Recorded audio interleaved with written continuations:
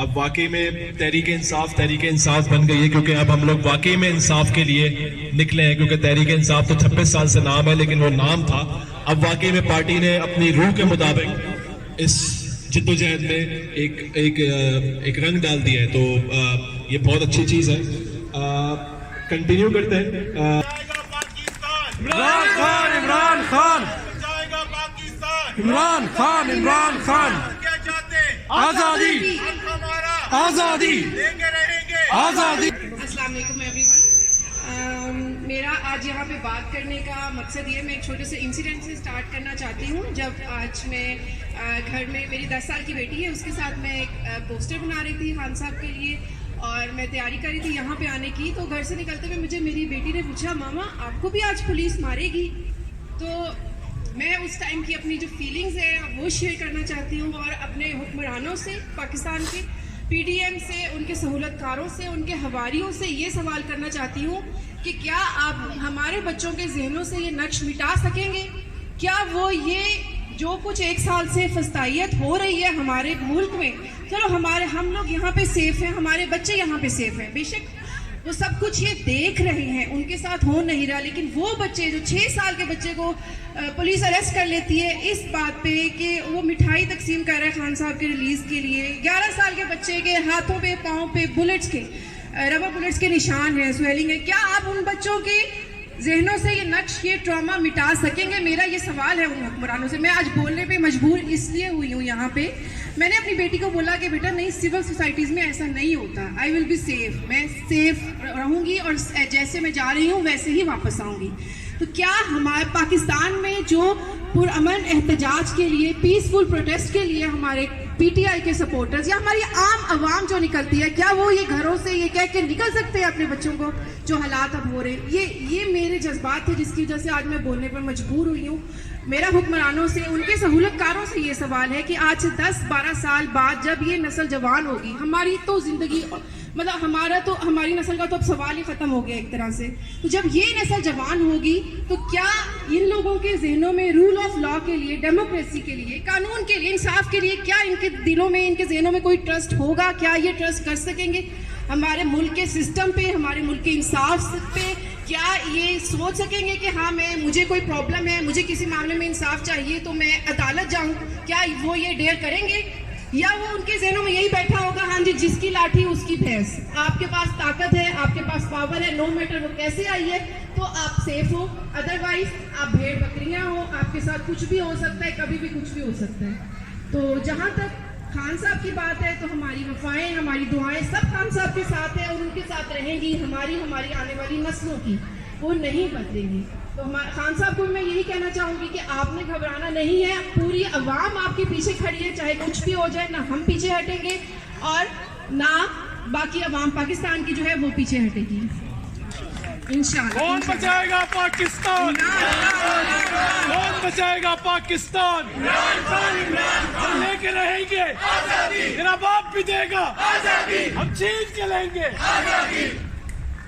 तो बाकी मैं सबसे यही कहना चाहूँगी, जो हमारे जितने भी ओवरसीज पाकिस्तानी बहन भाई हैं और जो पाकिस्तान में अवाम है, कि जो जिना का ख्वाब था, जो खान साहब का ख्वाब है और जो हमारी आज़ादी की जंग है वो भी ख़त्म नहीं हुई। हमें खुश होने का पूरा हक है खान साहब की रिलीज़ के ऊपर, लेकिन जो जद्दोजहद है और जो जंग आज़ादी की वो अभी ख़त्म नहीं हुई, वो जारी रहनी है। और उसके लिए हमसे जितना हो सके किसी भी प्लेटफॉर्म पे फिजिकली प्रोटेस्ट करके, कहीं पे भी पाकिस्तान में, बाहर पे, सोशल मीडिया पे, किसी भी लेवल पे हम अगर कर सकें तो हमें उससे पीछे नहीं हटना चाहिए इंशाअल्लाह। और जैसे अभी भाई बात कर रहे थे एक्टिव पार्टिसिपेशन की हमारी ओवरसीज स्पेशली इम्यूनिटी कम्युनिटी की, तो उससे मुझे रिसेंटली मैं एक बैरिस्टर एहतजाज हसन की एक तकरीर सुन रही थी, तो उसमें एक छोटा सा एक मुकालमा था जो मुझे याद आया उनकी बात से, वो मैं शेयर करना चाहूँगी एंड फिर उसके बाद मैं खत्म करती हूँ। वो ये कह रहे थे कि एक दफ़ा लेबर कन्वेंशन का प्रोटेस्ट होता है और पुलिस आती है, उन्हें उठा के ले जाती है। मैं कुछ नहीं बोलता क्योंकि मैं लेबर का हिस्सा नहीं हूँ। एक दफ़ा टीचर कन्वेंशन का एहतजाज होता है, पुलिस उठाती है, उन्हें पकड़ के ले जाती है, मैं नहीं उठता क्योंकि मैं टीचर्स का उनका हिस्सा नहीं हूँ। इसी तरह डिफरेंट तबकात के लोग एहतजाज करते हैं, पुलिस उनको पकड़ के ले जाती है, मैं खड़ा नहीं होता क्योंकि मैं उनका हिस्सा नहीं हूँ। फिर एक दिन पुलिस आती है, मुझे उठा के ले जाती है, मेरे लिए कोई खड़े होने के लिए बचता ही नहीं है। तो मैं यही आप सबको कहना चाहूँगी कि जिस प्लेटफॉर्म पे जिस तरह से हो सके, जितनी इस्तेताअत हो, आपने अपनी आवाज़ बंद नहीं करनी है और एक्टिव पार्टिसिपेशन की भी कोशिश करनी है और अपनी आवाज़ को जिस तरह से हो सके, और जहाँ तक हमारी दुआओं का ताल्लुक है वो तो है ही खान साहब के लिए। Thank you. अब मैं दावत देना चाहूँगा हमाद साहब को कि वो आए और अपने जोश और जज्बे वाले जो उनका अंदाज है उसमें हमसे कुछ बात करें। कौन बचाएगा पाकिस्तान? इमरान खान, इमरान खान, कौन बचाएगा पाकिस्तान? इमरान खान, इमरान खान। ये बोले, ये बोले, ये बोले। बिस्मिल्लाहिर्रहमानिर्रहीम। इय्याका नअबुदु व इय्याका नस्तईन। बातें तो आज बहुत सारी करने वाली थी, लेकिन मेरा ख्याल है हमारे लीडर ने वो सारी बातें तकरीबन कर ही दी हैं जो जिन पे मैं रोशनी डालना चाहता था। और लास्ट हमारे प्रोटेस्ट में मैं बहुत ज़्यादा गुस्से में था, और अगर जो है वो मेरे से कुछ ऊंच नीच बात होगी हो तो मैं उसके लिए मादद करूँगा। नहीं, आपने बिल्कुल ठीक बोला है। शुक्रिया। अच्छा, तो सब चलता है। सबसे पहले तो खराज तहसीन आप सब लोगों को कि आप लोग जो है माशाल्लाह उन म्यूनिक के रेजिडेंट्स के अंदर शामिल हैं कि जो अपनी कोई मसरूफियत तर्क करके अपने बाज़मीर होने का सबूत देते हैं आने का। आप सबका बहुत बहुत शुक्रिया। और दूसरा, अगर मैं बात करूं जो शुहदा हैं हमारे इस प्रोटेस्ट के, खान साहब के बाद, अगर मुझे पता है कि अगर मैं भी उस वक्त पाकिस्तान में होता तो मैं क्या करता, मुझे उस चीज़ का अंदाज़ा नहीं है। मैं तो यहीं अपने दान पसीजता रहा, लेकिन मुझे इतना अंदाज़ा है क्योंकि मेरा ताल्लुक रहा है यूथ विंग के साथ भी। मुझे इतना पता है कि पीटीआई का जो वर्कर है, जो जेन्युइन वर्कर है, वो प्रोटेस्ट करेगा, वो अपना गुस्सा बोल के दिखाएगा। वो कभी भी अपने मुल्क की अमलाक को नुकसान पहुंचा के कभी भी अपना प्रोटेस्ट रिकॉर्ड नहीं करवाएगा। ये खान साहब की हमें तरबियत नहीं है। तो वो जो भी लोग थे, पहली तो बात है, एक पीटीआई वर्कर होने के नाते मैं उस चीज़ पे जो है ना वो यकीन नहीं करता कि पीटीआई के लोगों का वो काम है।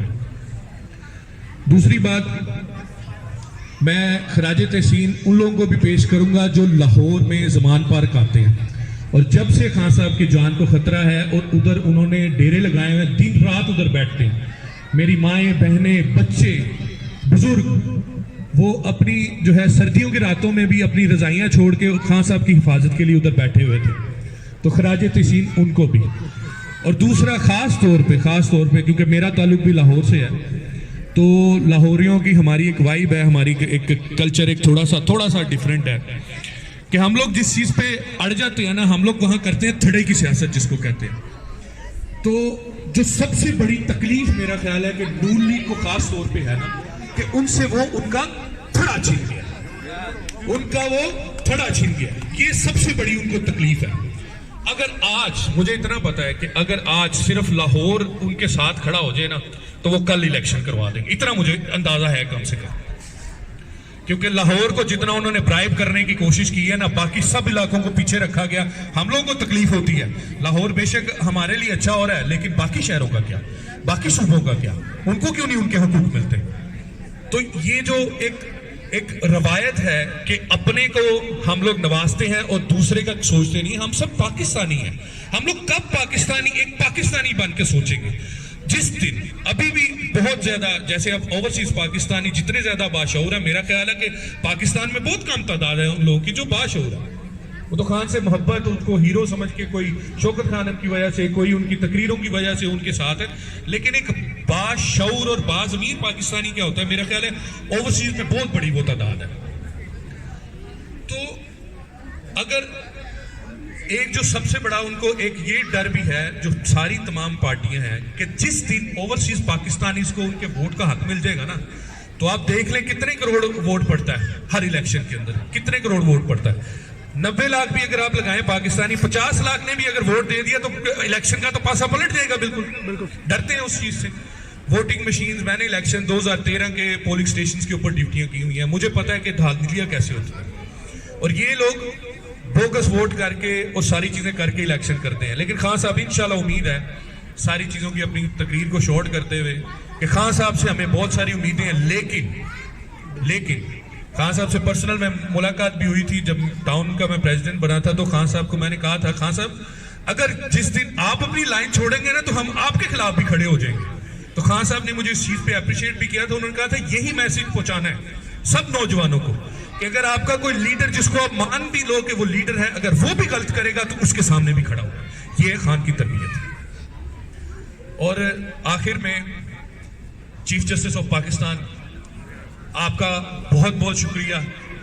तमाम उन वकला का, तमाम उन जजेस का जो आज आइन और कानून के साथ खड़े हैं। हमारा मुतालबा सिर्फ और सिर्फ आइन और कानून की जो है वो सही मानों में उसकी जो है वो उसको क्या कहना चाहिए कि उस बालादस्ती और अमल, हर इदारा जिस वक्त अमल करेगा ना उस वक्त हर एक पाकिस्तानी अमल करेगा। अगर एक इदारे के अंदर जाकर रिश्वत किसी को देने की कोशिश की जाए और वो इदारे में जो सरबराह हो वो कहे कि मैंने रिश्वत नहीं लेनी, तो आगे जो रिश्वत देने वाला होगा उसको भी पता चल जाएगा कि यहां मेरा कुछ नहीं चल सकता, वो भी फिर सीधे रास्ते से आएगा। तो तमाम जो इस वक्त आइन के ऊपर अमल पैरा हैं उन सब का बहुत शुक्रिया। और अपनी तकरीर के इख्तिताम में, क्योंकि मुझे जो है उन तमाम मुहब्बे वतन पाकिस्तानियों से मोहब्बत है जो मेरे मुल्क के लिए खलूस के साथ चलते हैं।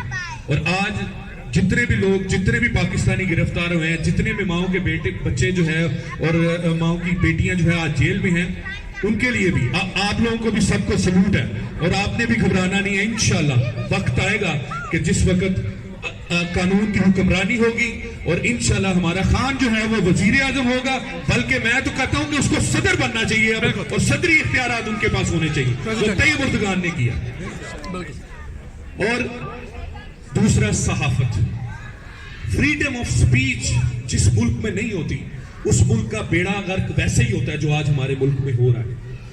हर बंदा अपनी मनमानी कर रहा है। इमरान रियाज खान, मोहित पीरजादा, साबिर शाकिर, कितने नाम हैं वो जो एक पाए की शख्स जो है ना वो सहाफत करते हैं, उनका एक नाम है, उनको लोग सुनते हैं। वो आज अपने मुल्क में जो है उनकी जिंदगी अजीर है। तो उनके लिए भी हमें आवाज उठानी चाहिए। और ह्यूमन राइट्स की जो वायलेशंस हो रही है, हमें सबको अपने कामों पे हर जगह पे, मैं तो मेरे एक भाई हैं जो मेरे साथ काम जो है वो करते रहे हैं, तो उनको पता है कि मैं तो जो है मेरे साथ जितनी भी नेशनैलिटी के लोग काम करते हैं, मैं उनको बताता हूं कि मेरा मुल्क क्या है, हम लोग चाहते क्या, असल पाकिस्तानी है क्या। ये नहीं कि सिर्फ और सिर्फ जो प्रोपेगेंडा हो रहा है, किसी भी जो है वो यूरोपियन न्यूज चैनल पे भी सही तरह कवरेज नहीं दी, उनको जो सही लगा उन्होंने किया। लेकिन आप लोग हैं जो असल पाकिस्तान है, आप लोग बता सकते हैं कि असल पाकिस्तान क्या है, आप लोग बता सकते हैं कि हमारा कल्चर और हमारे एथिक्स क्या है, आप लोगों ने बताना है। जितना भी पाकिस्तान अगर कहीं बदनाम हुआ है वो हम लोगों की वजह से ही हुआ है।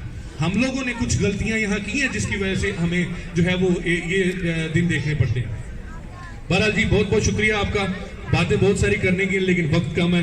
बहुत शुक्रिया जी, अस्सलाम वालेकुम। बहुत शुक्रिया हमाद साहब।